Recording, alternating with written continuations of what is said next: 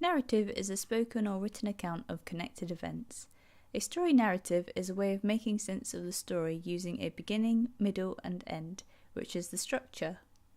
Todorov introduced structuralism and looked for points of repetition in stories. The influential theory he made was the 5-point narrative structure, which can be applied to almost every film. I will demonstrate it now using Disney's Snow White as an example. Snow White and other fairy tales follow the outline put forward by Todorov very fluidly. Number 1. The status quo. Snow White is a princess but has been reduced to rags and cleans the castle while the evil queen rules as the fairest in the land. 2. Disruption. The evil queen learns she is not the fairest anymore and sends the huntsman to kill Snow White. The princess flees from her usual life and meets the dwarves. 3. Recognition of disruption. Snow White recognizes that the queen was trying to kill her. She learns from the dwarves to beware of strangers. The queen finds out that Snow White isn't dead. 4. Attempt to repair disruption. The evil queen poisons Snow White in order to be the fairest again. And 5. Re-establishment of equilibrium. The evil queen is killed. Snow White wakes from the curse she was placed under by a true love's kiss and is returned to her status as royalty. It's implied she's going to marry the prince, and the last shot is of them looking at the castle they're heading towards. Levi was an anthropologist who examined how stories unconsciously reflect the values, beliefs, and myths of a culture. His work is key to identifying underlying themes and symbolic oppositions. Black and white characters create conflict through their oppositional natures. An example of oppositional conflict would be in Princess Mononoke. The film is essentially about man versus nature, but unlike other environmental films, nature is not presented as the sweet and innocent force that must be protected. Rather, it is savage, ruthless, and beautiful, much like San herself and the wolves. Man is also represented by Lady Eboshi, who profits from the land and yet cares for lepers. The two are in conflict because their worlds keep overlapping, and neither want to yield their land. Nature represents the constant, the unchanging. It's stubborn and ancient. Man is constantly progressing. Genre generally means category or type, i.e. horror, romance, or drama. Genre theory highlights similarities and characteristics of films to categorize them into genres. Fairy tales portrayed in film are hard to define into genres, but often fall into the following: fantasy horror, fantasy romance, or romantic dark fantasy. Genre can also point to differences and is arguably related to social trends and principles at the time the film was made, and how they have an impact in shaping said film. For instance, Beauty and the Beast is an allegory for arranged marriages, but Beastly is more of a reflection of how the drama/fantasy genre, kick-started by the Twilight phase, was incredibly prevalent at the time. It had nothing unique to say, but it was a cash grab meant to capitalise on the trends of the time. One of the first film theories developed, Auteur, is derived from the French word author.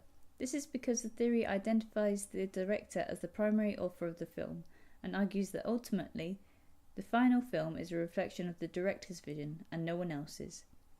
It follows the thought that directors have a distinct creative voice, and that voice can be identified through style, be it music and camera work, or story and subject matter, or themes.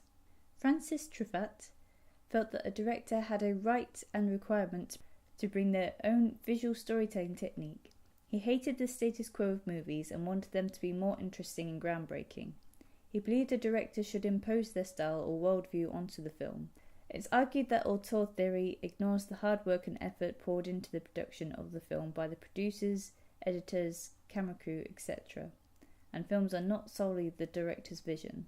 I always recognise Del Toro's films just by watching them, because of the certain style he has. I'd say I consider him an auteur. His most well-known films are Pan's Labyrinth, Hellboy, The Shape of Water, and Crimson Peak use distinctive colour palettes, thematic ties, and have an otherworldly feel about them. His most recognisable films are usually adult fables about prejudice, forbidden love, or toxic fear of the other.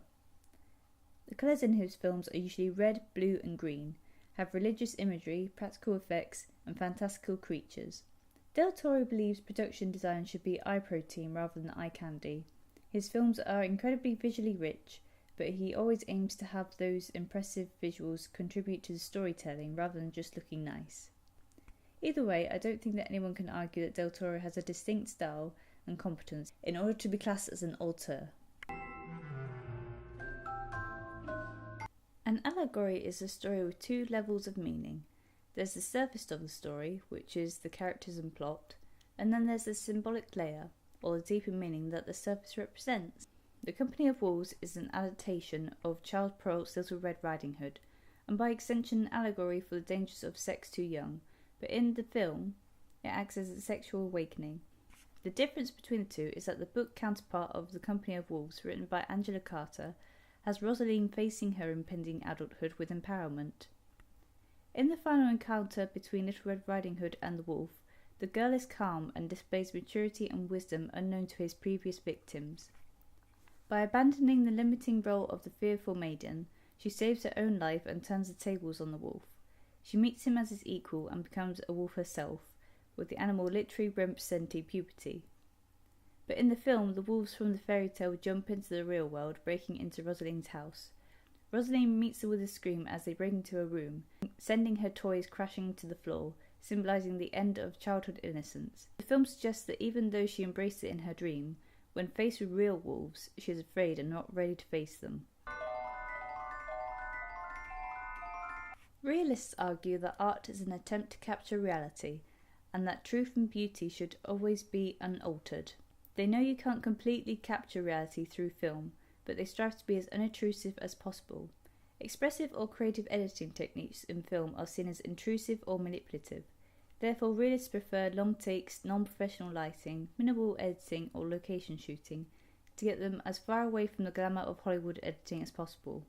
Key theorist Siegfried Krackel thought it was quite amazing you could manipulate audiences, and likened it to German audiences in World War II turning away from reality because of fascism propaganda and film, which allowed the rise of the Nazis.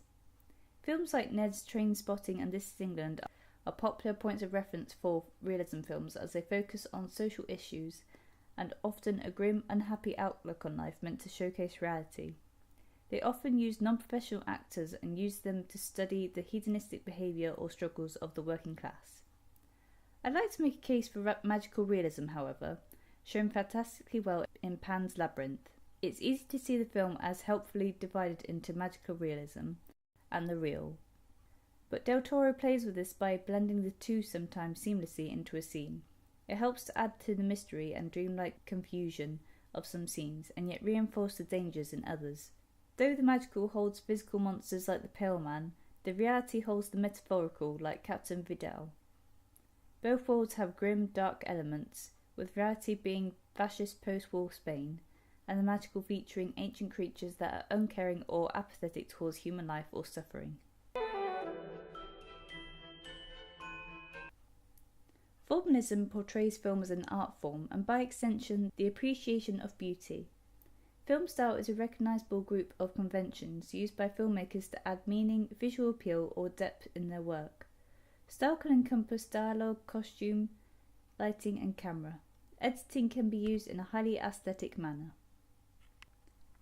Formalism looks at these individual things in the film and wonders how the lighting affects the mood of the scene, or what the colours of the film represent to the viewer and how they are meant to be seen.